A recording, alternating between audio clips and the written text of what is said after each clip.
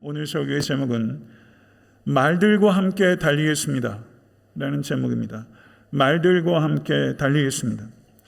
하나님께서 예레미야를 부르신 때부터 예레미야의 자취가 끊기는 곳까지 예레미야 일생 전체를 통해서 가장 중요한 행적을 되돌아보며 예레미야가 어떻게 거친 말들과 함께 달렸는지 저는 오늘 설교를 통해서 추적할 것입니다.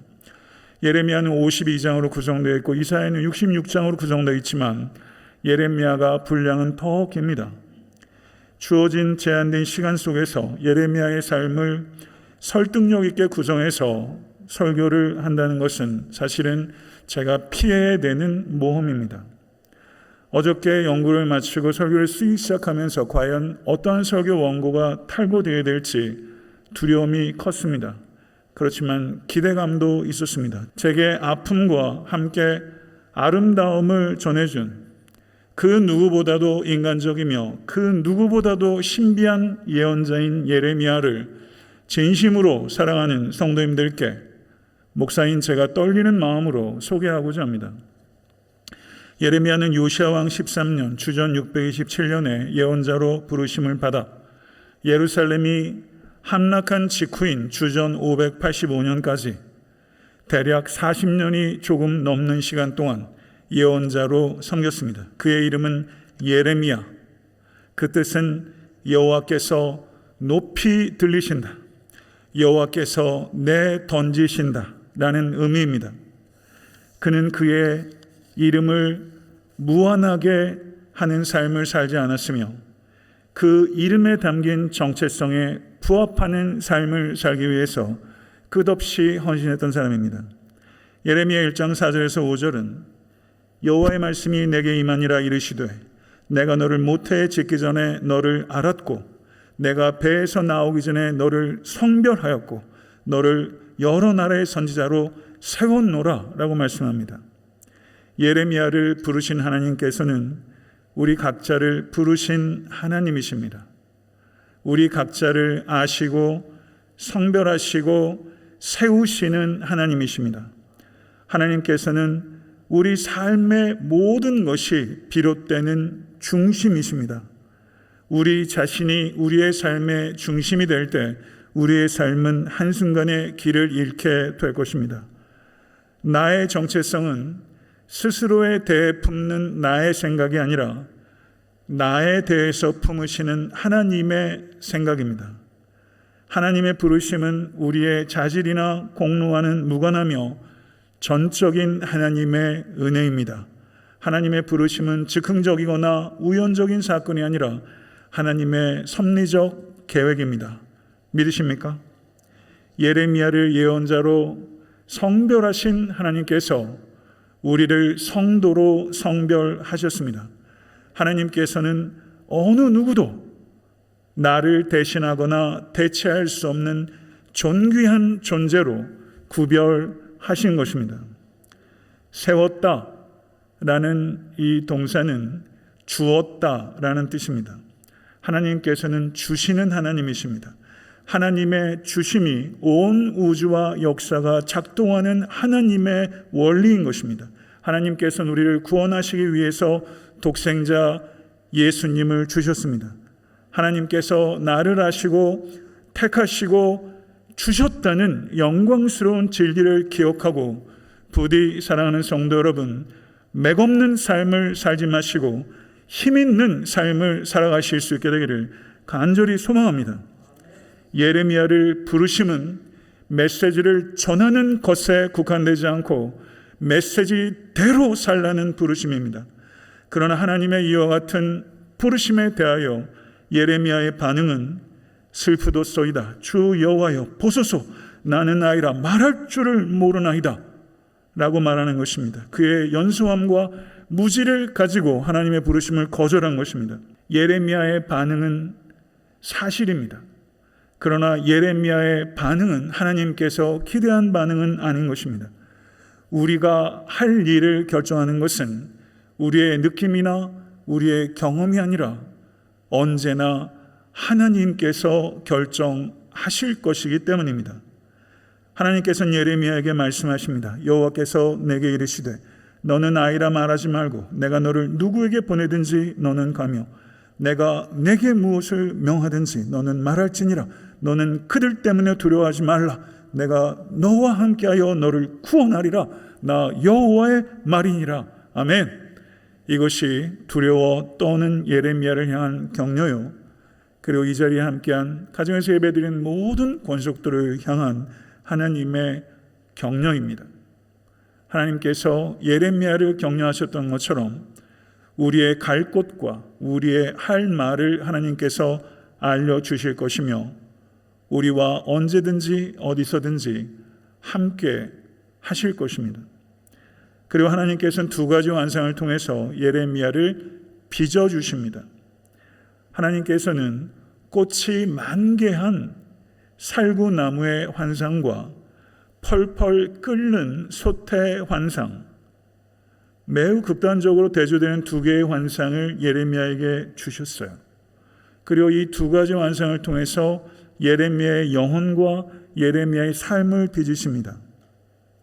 뜨거운 희망을 품고 악에 위축되지 않은 채 균형 있게 살아가는 법을 배우도록 하나님께서 이 두 개의 환상을 예레미야에게 주신 것입니다.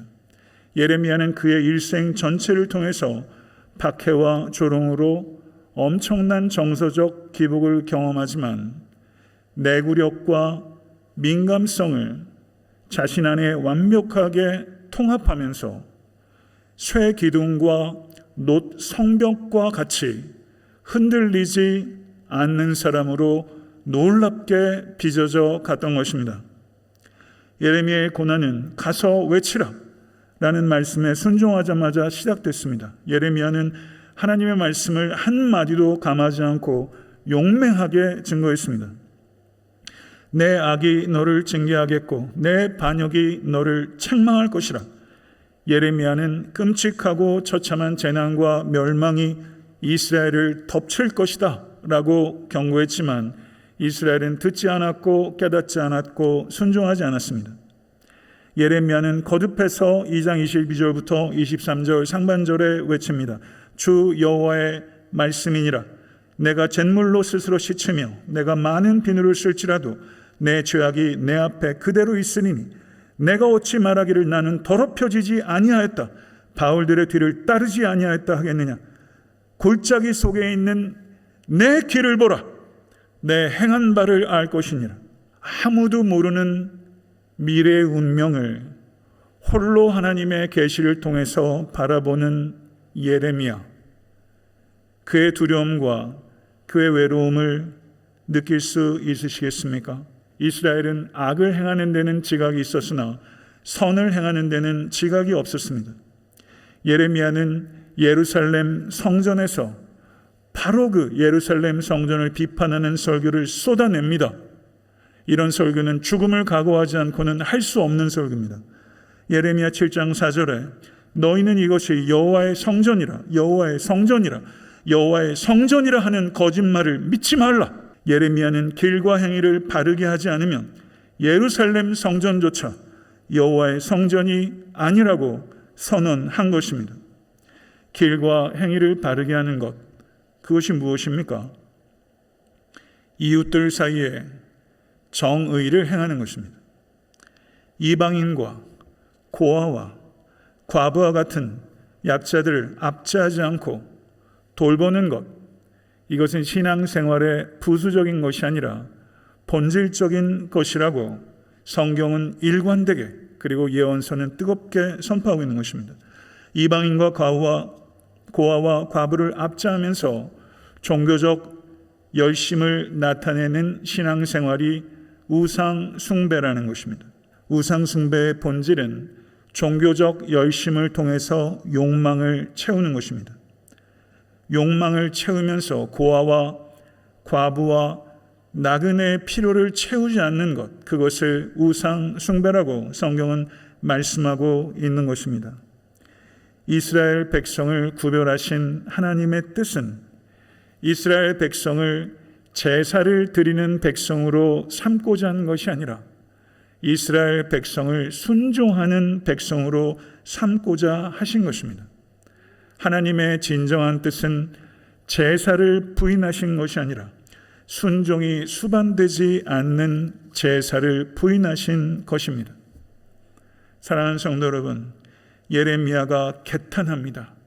철새들도 자연 질서에 따라 때가 되면 돌아올 줄 아는데 하나님의 백성인 너희 이스라엘은 도덕 질서를 무시하고 돌아올 줄을 모르는구나 라고 하나님께서 개탄하십니다. 백성들은 들어야 할 말을 전하는 예레미야는 거부하고 듣고 싶은 말을 전하는 거짓 선지자들을 좋아하는 것입니다. 당시에 예루살렘에 가장 인기 있었던 설교자는 바수훌이었으며 당시에 가장 인기 없었던 설교자는 예레미야입니다. 바수훌이 집착했던 것은 인기였으며 예레미야가 집중했던 것은 진리였습니다. 바수훌은 예레미야를 때리고 목에 고랑을 채우고 가두었습니다. 바수훌은 예레미야의 몸은 가둘 수 있었으나 예레미야가 선포하는 진리를 잠잠케 할 수는 없었습니다.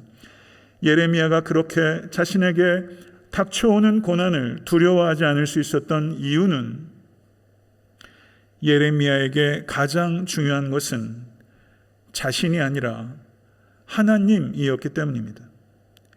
예레미야가 정말 두려워한 것은 자기가 원하는 것을 얻고 하나님께서 원하는 것을 잃는 것이었습니다. 이 예레미야의 두려움이 여러분과 저의 두려움이 될 수 있게 될 간절히 소원합니다. 그런데 여기서 저는 예레미야가 성전이나 이런 곳에서 적지 않은 회중을 향해서 공적으로 설교를 할 때 예레미야의 모습과 예레미야가 혼자 단독으로 있을 때 예레미야의 모습은 어땠을까 하는 필요한 질문을 던져보기를 원합니다. 예레미야서를 보게 되면 예레미야의 내밀한 은밀한 예레미야, 인간 예레미야를 만날 수 있는 구멍이 보여요. 예레미야의 고백이 예레미야서에 5번 나와요. 그것이 예레미야의 벽을 뚫은 구멍이라고 저는 생각합니다. 그 구멍을 통해서 바라보는 예레미야는 그 누구보다도 진솔한 인간이며 그 누구보다도 경건한 예언자입니다. 예레미야는 자신의 외로움과 상처를 토로합니다. 만군의 하나님 여호와시여, 나는 주의 이름으로 일컬음을 받는 자라.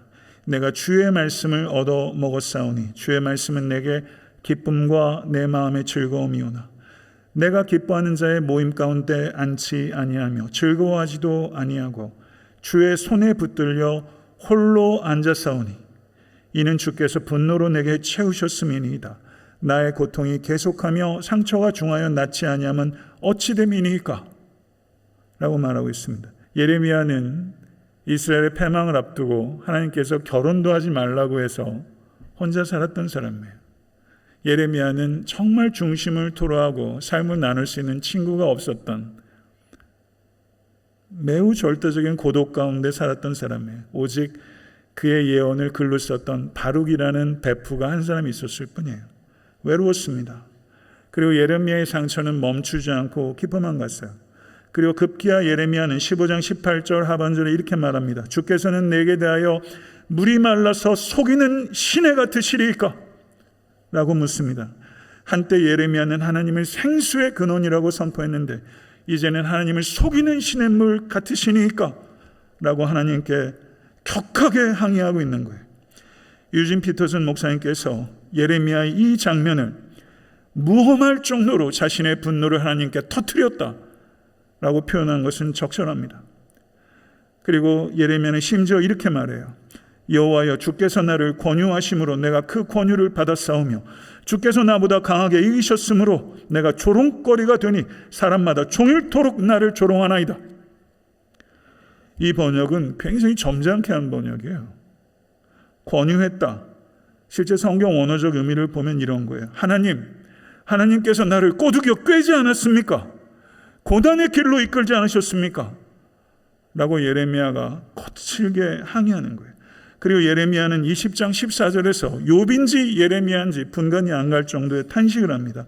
내 생일이 저주를 받았다면, 나의 어머니가 나를 낳는 날이 복이 없었더라면 라고 말하면서 예레미야는 깊이 깊이 쏟아져 내리고 있어요. 유진 피터슨 목사님은 또 이렇게 말했습니다. 우리의 분노는 믿음의 척도가 될 수 있다. 참된 성도는 하나님과 논쟁을 하는 반면 회의론자는 서로 논쟁을 일삼는다. 우리의 분노가 우리의 믿음의 척도가 될 수 있다. 하나님께 분노를 쏟아내시고 하나님과 논쟁하신 적 있습니까?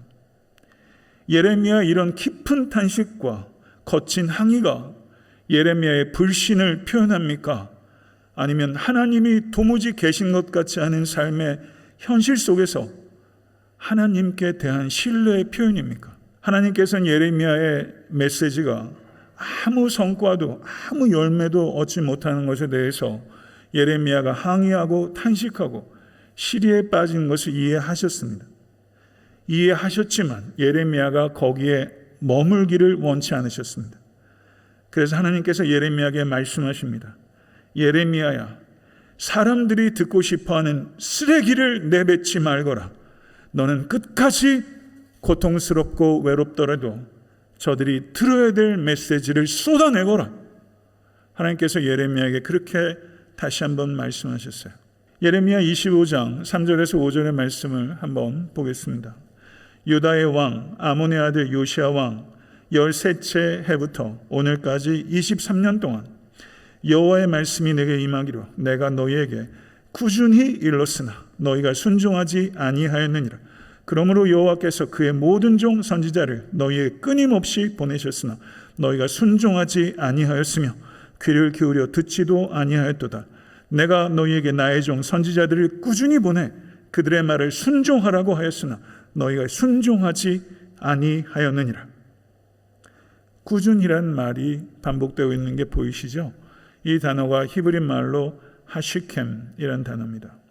이 단어의 원래 뜻은 새벽부터 일찍 일어나서 어깨에 짐을 메고 부지런히 일하는 사람이나 나귀의 열심을 표현합니다.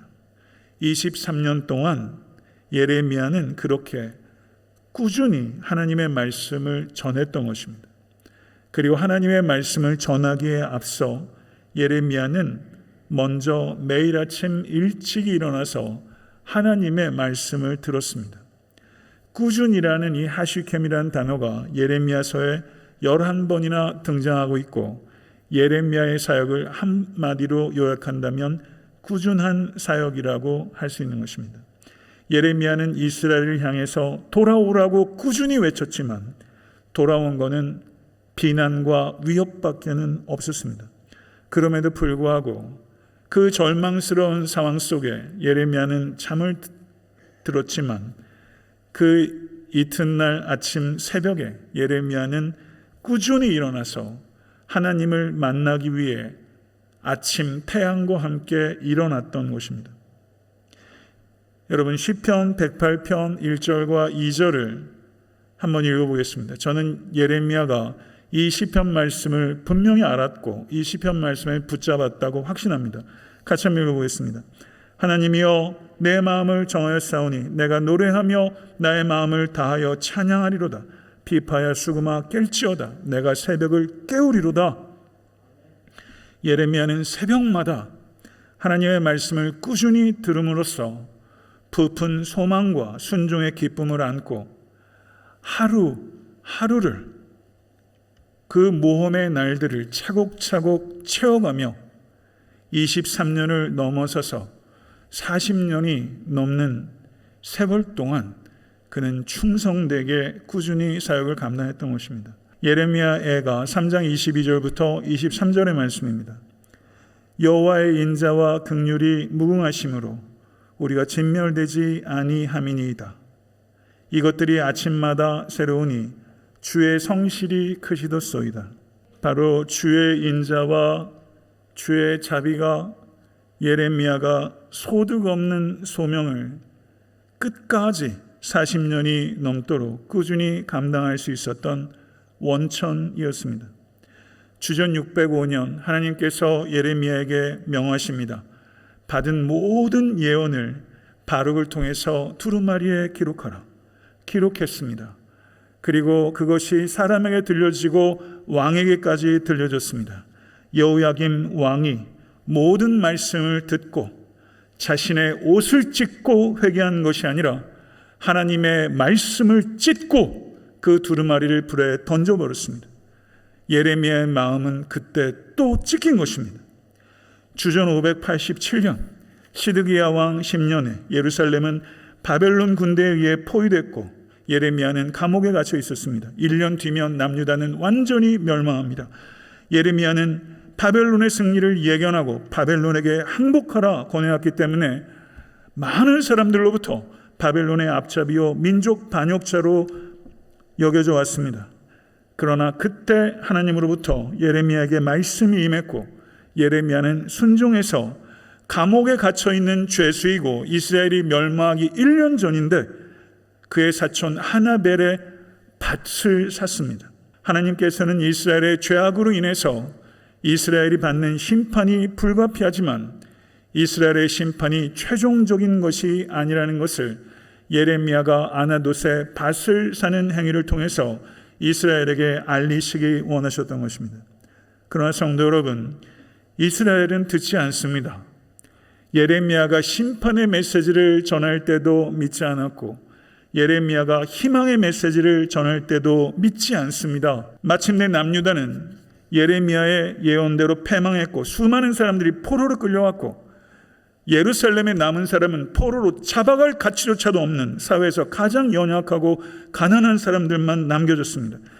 이스라엘의 패망과 함께 감옥에 갇혀있던 예레미야가 나왔고 느부갓네살 왕은 예레미야에게 호의를 베풀어 너가 원하면 바벨론에서 편하게 살게 하겠거니와 예루살렘에 남기를 원하면 그렇게 하라고 했습니다.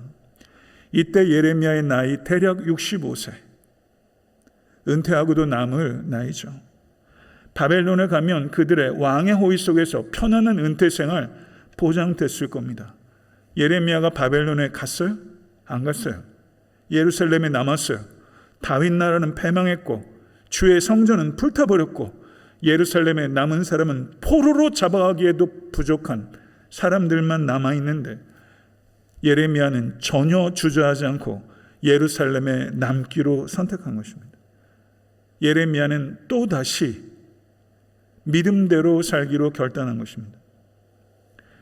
독일의 신학자 칼 바르트가 이런 말을 했습니다. 만일 우리가 세상의 흐름이 최저점에 도달하는 곳, 세상의 허용이 명백히 드러나는 곳, 세상의 신음소리가 가장 비통하게 들리는 곳에 우리의 눈을 고정하면 그곳에서 예수 그리스도를 마주치게 될 것이다. 하나님의 실존 외에 아무것도 남지 않았을 때 하나님은 우리에게 실제로 살아계신 하나님으로 다가온다. 이렇게 표현했어요. 그런데 성도 여러분, 예레미야가 바벨론에 가지 않고 예루살렘에 남기로 결정했는데 그게 끝이 아니었어요. 유대인들은 바벨론이 세운 총독을 꽤 괜찮은 사람이었거든요. 그 사람을 암살해 버렸어요.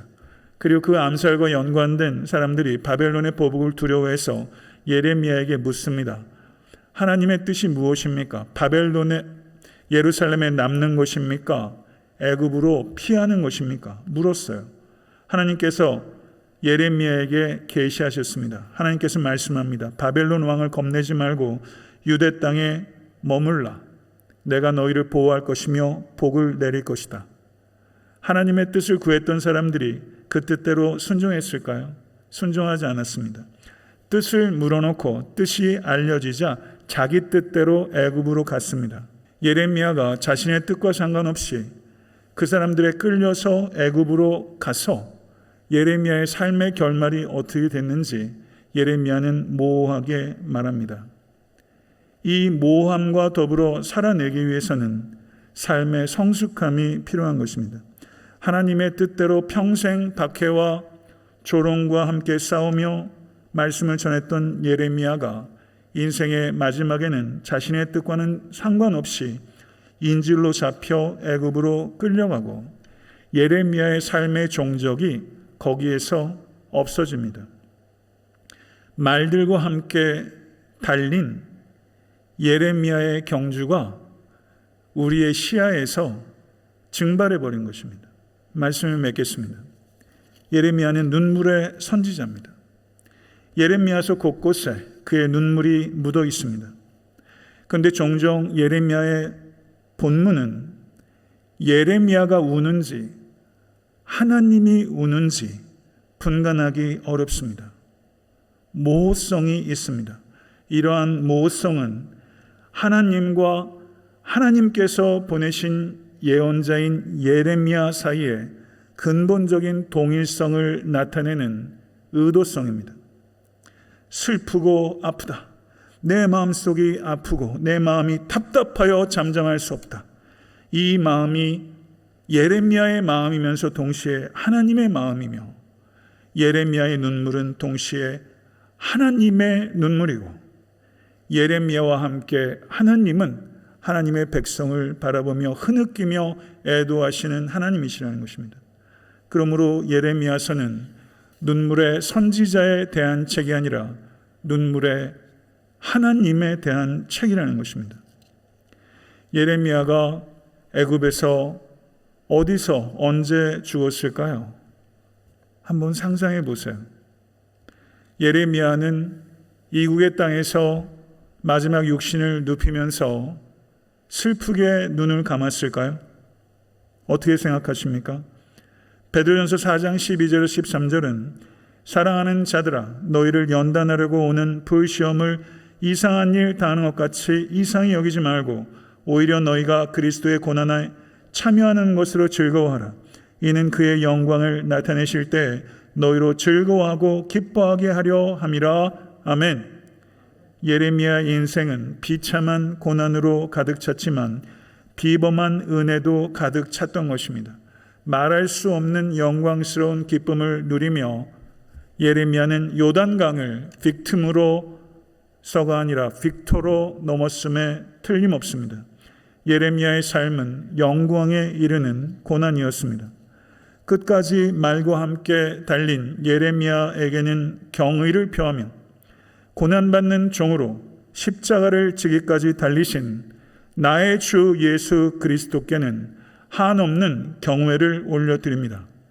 예레미야를 생각하면 눈물이 터지고 우리 주님을 생각하면 통곡이 터지는 것입니다. 사랑하는 성도 여러분, 말과 함께 끝까지 달리고 싶지 않으십니까? 끝까지 말과 함께 달려야 하지 않겠습니까? 기도하겠습니다.